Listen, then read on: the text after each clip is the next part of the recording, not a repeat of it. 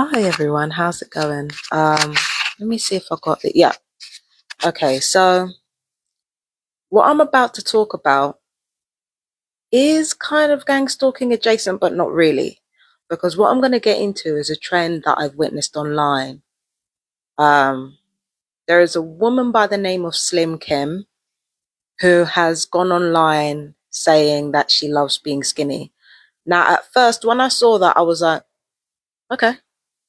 Because for me, it's like the way that I feel that a woman should love her body unconditionally. In fact, I think people should love their bodies unconditionally and love their emotions unconditionally. So when I hear skinny girls talking about, I love being skinny, I love how being skinny feels, I'm like, well, good, you should love yourself. Like, why the fuck shouldn't you? It is a natural human right. Like, regardless of whether or not you have skinny privilege, you have the right to love yourself. You have the right to feel good about your body and what your body has done for you. You have the right to feel like that. And you absolutely should. But then the discourse started predictably going left, and it started becoming, well, I believe that a person's outer shell is a reflection of their inner health. And then it's just like, yeah, once we start getting into that conversation, that's when it starts sliding into bullshit. And the reason I came on camera today is because I wanted to tell you guys a story about me. When I was a teenager, I was very skinny and I looked really, really good. I'm not going to hold you. I look at my old photos when I was skinny. I was gorgeous. Okay. Especially when I was done up and I had all my hair done up and everything. Gorgeous. Can't take that away from me. Right. But people did not understand and they did not fathom how unhealthy I was. First of all, my diet was terrible because one, I was constantly forced to eat stuff that I didn't want to eat, or I was constantly forced to eat when I was full up, or, all the rest of it, right? Second, I was emotionally neglected, which made me seek comfort and solace in food. And third of all, I was neurodivergent as well. So my relationship with food and my relationship with exercise, my relationship with everything, it wasn't examined properly because everybody thought that abuse was a shortcut to making somebody into a better person. And I can understand where people were coming from with that because I witnessed in a lot of members of my family the effects of abuse and how abuse has basically made them into, I'm sorry to say it, productive people. And I know it's not politically correct to say this, but the abuse, which is exactly what it was, they became hardworking off the back of it. They became very perfectionist off the back of it. Some took good care of their health off the back of it because the abuse left them riddled with so much anxiety that it needed a place to go. And where that anxiety went is into high achievement. So it was assumed that I would be the same way, that I would respond the same way to the same type of abuse and the same type of neglect that everybody else in my generation suffered. It was assumed that I would respond to it in the same way, and I did not. So as a result, I had a really twisted relationship with food. I had a really twisted relationship with exercise, and, because nobody really knew what to do with me. So what it resulted in was me being incredibly unhealthy, mentally unhealthy because my hormones were out of whack, because I was already attempting suicide as a young person and as a teenager. I already had suicidal ideations. I was already overdosing on pharmaceuticals to try to end my life. I was eating bad. I was drinking a lot of fizzy drinks. That was my vice as a young person, like fizzy drinks and cherry drops. But because I wasn't big and because I wasn't really, really huge, everybody just assumed that I was healthy and that I was fine.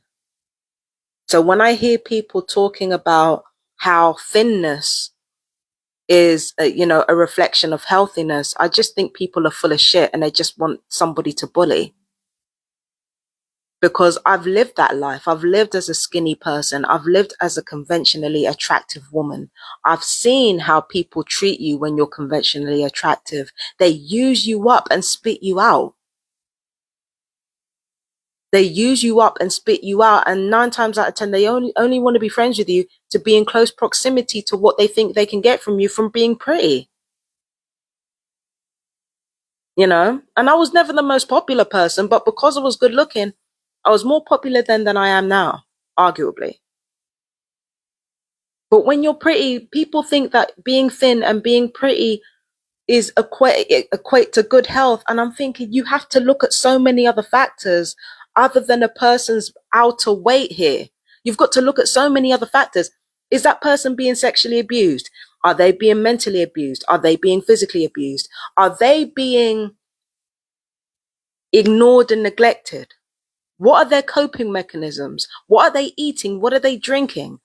Health is not just about what weight your body is. That is an excuse people use to be bigoted. That is an excuse people use to be insulting to fat people who don't do anything except mind their business. And I've witnessed it in action. That I used to have a fat friend, like I wouldn't call this person a friend. They were an abusive piece of shit too. But yeah, I used to have a fat friend. And the way that this person was disrespected because of their weight. Meanwhile, I'm over here thinking this person's beautiful. They're beautiful. They're talented. They're funny. They're like, they're healthy, not their health, but like they're healthy, relatively healthy from what I could see. They were incredibly stunning. Their fucking beat was on point. Like I grew up with bigger women who were basically the antithesis of everything that fat people were assumed to be. Dirty, slovenly. None of these fat women were like that. Most of these women were glamorous, confident, smelled fucking amazing, smelled incredible. Okay. And that's another problem that I want to get into. When I was skinny, my hygiene wasn't good because of the situation that I went through with my abuse. With all the abuse that I went through, my hygiene wasn't good. And yet I was surrounded by these fat women who were gorgeous, smelled fucking incredible, looked good, were high achievers, were talented. I was surrounded by these gorgeous ass women who defied every single stereotype of what fatness was. So that was part of what shaped my thinking. Another thing that shaped my thinking was my own experiences of being skinny. When I put on makeup and I got dolled up and I put my perfume on, everybody was all over me. Yes, but that came at a cost because when you look conventionally attractive, people expect things from you and they don't actually care what your welfare is like. There are a lot of women who are skinny who maintain their skinniness by eating a lot of vegetables, eating a lot of fruit, drinking a lot of water, not making much room in their lives for junk food. And yet the second a skinny woman has to actually eat that way in order to maintain her weight, suddenly she's crazy. Suddenly she's high maintenance. Suddenly she's not cool anymore. When they saw a skinny girl like me eating like a horse, I was seen as the cool one. It's cool for girls who are skinny to eat like a horse and to eat junk food. It's cool. All of that is cool. And they don't care about the effect that it has on your health. That junk food that you eat, they don't care about the effect on your health. They don't care about the effect that fizzy drinks have on your health. They don't care about any of that when you're thin. They don't care about any of that when you're thin. All they care about is how good you look and what they can get out of that. Do you understand what I mean? So for me, when people say that your outer body reflects your inner health, again, they're full of shit. Coming back to the I love being skinny thing, right? Coming back to the I love being skinny thing, the more I start to listen to that, I love being skinny, is the more I'm starting to realize, no, you don't love being skinny. You love feeling like you're above people. Because if you're a skinny woman and you love being skinny, you don't need to say it. When you love your body and you love your spirit and you love who you are, you don't need to say it. It's something that goes without saying because you're too busy actually loving yourself to give a damn about whether your body puts you above someone else. When you truly love yourself, you don't give a damn about what anybody else says or what anybody else is thinking. Do you understand? You don't fucking care because you're too busy living your life, doing things that interest you. You're too busy for that. So there's no reason why you'd have to go on camera saying you love being skinny unless you wanted to feel better than fat people. Because somebody somewhere along the line told you were too bony or you needed to eat something, which is rude and disrespectful. And it's very hurtful. It's very fucking hurtful to hear that shit. But then, because you've been told that because you're skinny, you make fat people your target rather than making the people talking shit about you your target. And then you confuse the whole issue and try to act like skinniness is a health thing. No, it's not. It's not a health thing at all. It's just aesthetics. And I'm tired of people trying to make themselves seem better than they are. If you want to be skinny to have other people approve of you, like regardless of what your body size is, if you want to be skinny so that other people will approve of you, so that other people will leave you alone because the TV man told you that skinny was best, because Hollywood told you that skinny was best, because the entertainment industry told you that skinny or ripped was best. If that's what you want because that's what you saw on the TV, just say that. Just say that. If you hate yourself because you don't see yourself in the TV, or if you love yourself because you see yourself in the TV, just say that. It's okay. Human beings are social creatures and we are wired to try to impress one another. Just fucking say it. And this is the thing about self-love, right? I realized that I was very slow to join the self-love effort. And now I see that as a blessing because me being slow to catch up to the self-love thing, it made me really see and understand exactly what self-love involves and what self-love is really about. First of all, self-love is not finite. It's not rare. It is not dependent upon how many resources you do and do not have. Therefore, self-love is not dependent on you being skinny or you fitting a certain genetic makeup. Self-love is not dependent on that. It doesn't matter how much advertisements might tell you. Your self-love is not dependent upon what product you buy, upon what skincare you use, upon how much your body weighs. Your self-love is not and will never be dependent on that. I'm proof of that because I like myself a lot more now than I used to back then. Love of who you are and love of your, it's not dependent on your race. It's not dependent on your gender. It's not dependent on your sexuality. It's not dependent on your body size. It's either you love yourself or you don't. It's not dependent on how many resources you actually have.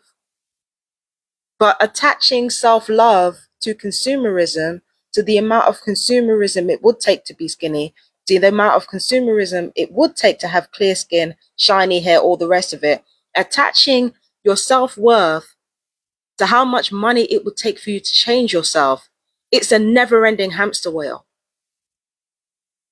Because in the first place, body type is a trend that changes like every 20 or 30 years. So you're constantly chasing this hamster wheel in a bid to feel good about yourself. Like you're constantly chasing this thing because you're attaching your value, you're attaching your self-love to these material things. or 2 things that you don't have yet.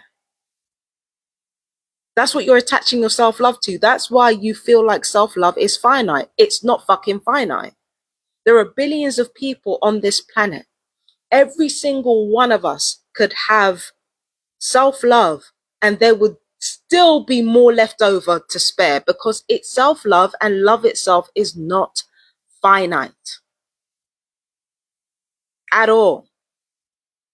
I've experienced this myself. When I got bigger, because I'm a targeted individual, they wanted to attack me with whatever fucking insecurities they thought I might have had, way on top of that.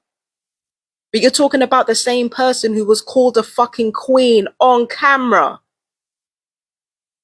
I was called a queen on camera when I was bigger.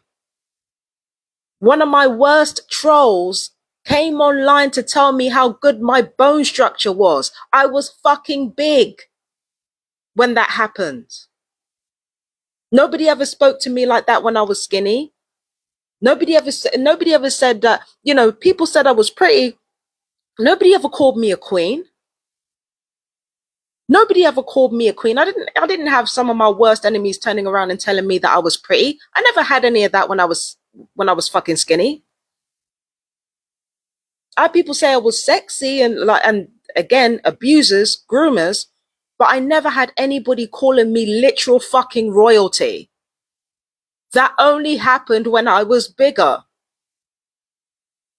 And it really went to show me, spirit was showing me, love is not finite. You can literally find that. It doesn't matter what you look like. There are people who are not conventionally attractive, who manage to find love that lasts them for decades. And not because of coercion either. Not because of coercion either. And not because of any king baby shit. There are people who are not conventionally attractive that can find love with each other for years on end. And even when people don't settle down for the rest of their lives, a lot of people like myself find that even though we have fewer people liking us, the people that like us are of higher quality than they would have been if we'd have been conventionally attractive, and we would have been. You don't understand. Sometimes when you're conventionally attractive, you can attract the worst types of people that only want what they can siphon from you. It's just a never-ending cycle of degradation that people go through, and holding people aloft on a pedestal and not loving yourself because of it, it creates awful cycles. You know what I mean? I'm going to be real with you. I don't hate my body. My body is a lot bigger than it was. I don't like how I look on camera. But as much as I don't like how I look on camera now, I don't hate my body. I don't. And what I realize now is that people want you to hate yourself so badly. There's a desperation to how much people want you to hate yourself. There's a real desperation to that. And when it comes to body types in particular, when it comes to women, when it comes to our beauty and stuff like that, like, there is such a desperation to make women feel bad about themselves, regardless of how they look.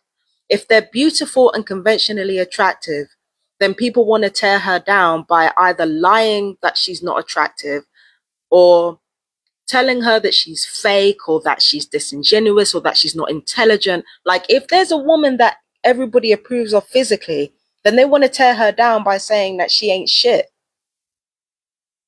If there's a thin woman that would be conventionally attractive in the fashion industry, everybody wants to talk about how bony she is and how her bones stick out and shit, how she needs a sandwich. They want to tear her down. When a woman is fat, they want to talk about how she's not sexy, how she looks like a fucking, I don't know, how she'll be dead at the age of 38 and all that type of fucking untrue shit. They want to tear her down. It doesn't matter what you do as a woman or what you even do as a human being, like, not even a woman, as a human being. It doesn't matter what you do. People want to tear you down because they hate themselves. And the reason they hate themselves is because they've been brainwashed into thinking that self-love and love are dependent upon the resources you have and therefore finite. And nobody is honest about that. I want to be loved. I think I have to look a certain way to be loved. I don't think I'll be able to do that. So what I'm going to do is I'm going to tear down someone else who fails at it more than I do, so that people can hate them and not me, so that people don't notice how much I hate myself. That's what causes all of this body dysmorphia discourse and all this discourse around body trends and whether it's healthy or not. We all know what healthy is and is not. We all know that health is not dependent upon the way someone looks. It's dependent upon the way someone is able to adjust and the way somebody is able to function. And not only that, what kind of life they're leading, what they're consuming, what they're eating, what they're drinking. It's what we think and what we do that lets people know how healthy we are. It's not what the fuck we look like. Everybody knows that. Everybody knows that. It is not about the way you look, and it is not about the way that you feel. Not even the way that you feel that dictates you're healthy. Because, again, there can be all sorts of reasons that you feel a certain way. But people know that, people know. They know that healthiness is not about what your body looks like. They know that. They just don't care because they hate themselves. And again, there's a desperation as to how much people want other people to hate themselves. It's desperate and it's pathetic. And again, with me being a targeted individual, that's amplified. There is a concentrated effort as a targeted individual to make you hate yourself because everybody else hates themselves. Like it's amplified. So, you know, basically they're working with something that they believe already exists, and they want to harp on that so that you can become broken and, you know, become broken open and become who you want them, who they want you to be. So that's part of the abuse. Highlighting yourself hatred if you have any. But again, like even without gang stalking, the desperation to make you hate yourself, it's pathetic. It's needy. What happened to just saying, you know what, I want to fit in with people? In fact, what happened to saying, I don't think any of us fit in? I think very few of us actually fit into the societal standards that have been put in front of us. Very few of us actually fit that. Like, what is wrong with admitting that? What is wrong with admitting that? And what is wrong with admitting that you want to fit in? What is wrong with admitting that, you know, you want people to like you? What's wrong with being vulnerable? What's wrong with that? And again, that's another problem that people have. So on top of the self-hatred, because people think that love is finite, we also have to deal with people who cannot be vulnerable for the life of them, cannot fucking do it. So they resort to all kinds of hatred to try to make other people dislike themselves. It's sad. It's so sad and it's so annoying.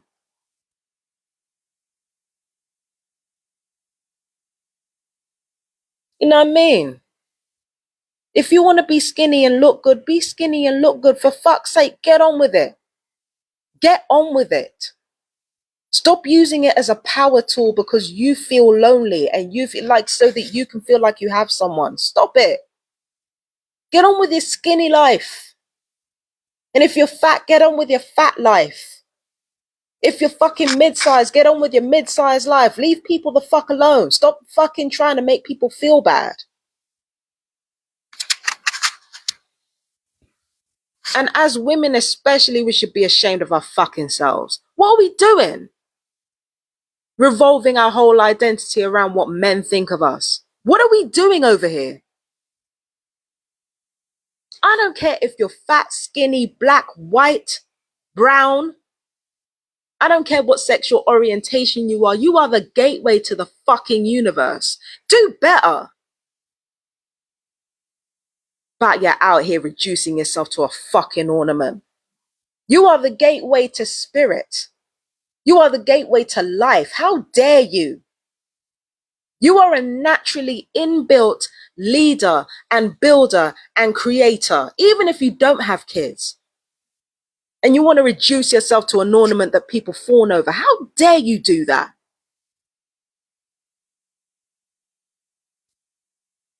And I especially don't care what your age is.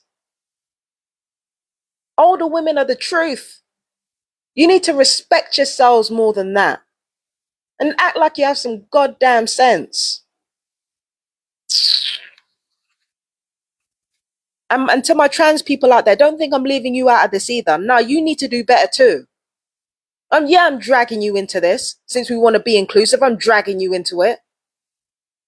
Stop dictating yourselves by how this world fucking sees you, because the world doesn't know what the fuck they're doing. Just stop it. I don't care if you're past or not. You are beautiful and you are fucking perfect. You're fucking perfect.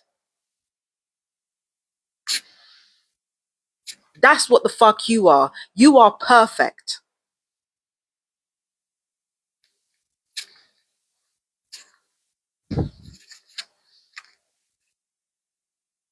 I'm sorry. I had to get online and talk my shit because I was tired of seeing this nonsense everywhere. You know, like, self-love is something that everybody can have. Everybody in the world can have it.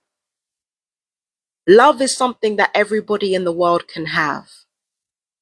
And if that's what you really want, if what you really want is love, you're in luck because there's plenty to go around. Stop acting like it's a competition. It's not something you have to fight over. It really isn't. Resources like food and drink and all that type of stuff, yeah, fight for that because those things are finite. They're going to be increasingly finite.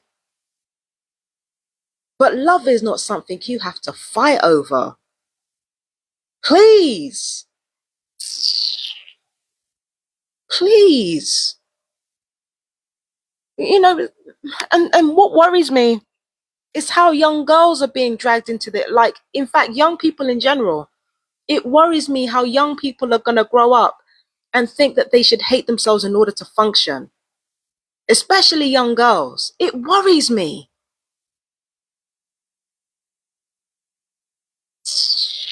Sure. And my young queer people too, like, you know, as if they ain't got enough problems.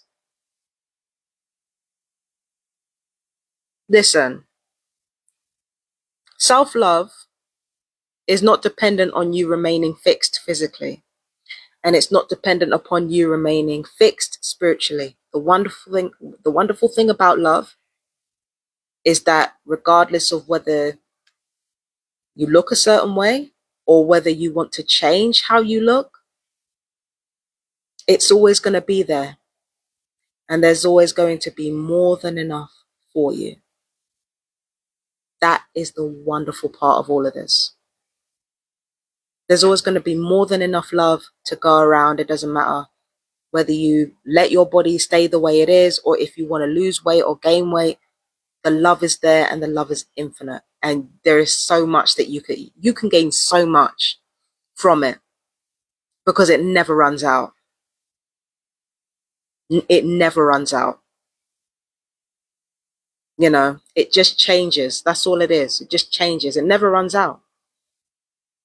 Love yourself and love other people, and understand that when you love yourself and you love other people, you're not always going to like yourself and you're not always going to like other people. That's cool. But when you let love in your heart and you take it seriously, all this thing, all these things about body image, it just becomes nonsense and you see it for what it is. Again, I don't always like my body. I think it looks awkward in certain angles, but then I felt the same way when I was skinny. So it was never about my looks. And it doesn't matter how much the gang stalkers want it to be otherwise, or it doesn't matter. Like, you must love yourself. Like, fuck everything else. Anyway, is there anything else I've got a note before I go? I think No, actually, I'm going to leave it here. I'm going to go, and I hope that I've left you with something to ponder. I hope that I've left you with something that is of use to you. I hope that you understand that you are perfect the way you are. And if you want to change yourself, you're still fucking perfect. You're still perfect. I don't care if you stay the same or if you decide to change, you are still perfect. And on top of that, self-love and love, the act of radical acceptance, is not about letting yourself stay the same, and it's not about changes. It's about loving your body and your spirit regardless of what happens. You deserve that. And if you're a woman, you especially deserve that. And yes, I'm talking about women especially. Men have got their own thing going on. But you especially deserve that. All my queer and trans folks out there, queer women, trans folk out there, you deserve it too. You deserve love no matter what your body is doing, no matter what your spirit is doing. I don't care what it's doing. And I don't care what you do with it. You deserve love on all levels. And I hope you get it. And I hope it's healing. And I hope it teaches you something. And I hope you enjoy it. Because it's what you deserve.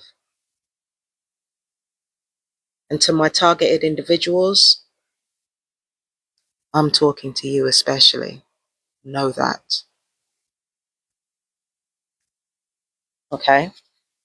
Now I gotta go. I hope I made sense in this video and I hope you got something out of it. But if you didn't, hey, it's one of them things, isn't it? Not everybody's gonna get something out of it. But I am gonna love you and leave you. Peace and blessings. Take care. Bye bye, my darlings. Oh, bye.